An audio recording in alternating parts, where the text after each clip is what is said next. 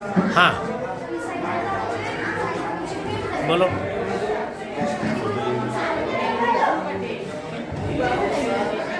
बोलो ना बेटा, बोलो। एक्सप्लेन करो बेटा। एक्सप्लेन करो।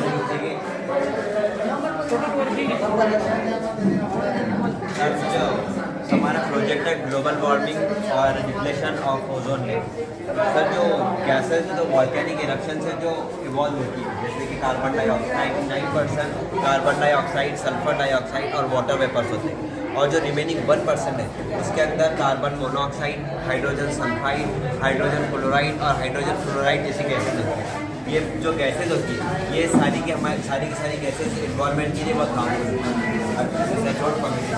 और जो हमारा ओजोन फैक्ट्रीज होती है, तो फैक्ट्रीज बहुत ज़्यादा पॉल्यूशन फैला रही है आज की।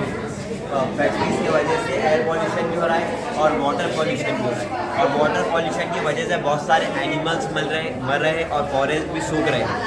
और जो हमारी गाड़ियों से जो धुआं निकलता है वो कार्बन डाइऑक्साइड, नाइट्रस ऑक्साइड, वो भी हमारे इन्वायरमेंट में इन्वॉल्व होते जाता है। और जो धुआं फैक्ट्री से निकलता है कार्बन डाइऑक्साइड, नाइट्रस ऑक्साइड, ये गैसेज बहुत ज़्यादा हमारे इन्वायरमेंट के लिए हार्मफुल है। और सर ये गैसेज इन्वायरमेंट में इन्वॉल्व हो रही है और हमारे ओजोन लेयर पर इफेक्ट कर रही है।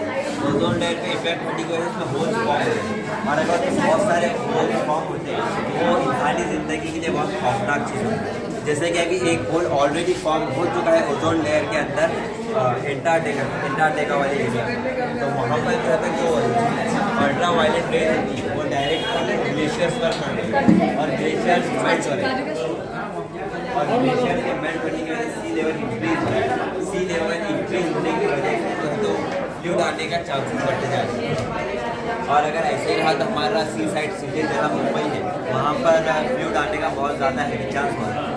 और सर अगर हमें इससे बचना है तो हमें प्रैक्टिस पर बहुत ज़्यादा ध्यान देना होगा। हमें ग्रीन एनर्जी की तरफ, green energy towards green energy जाना होगा।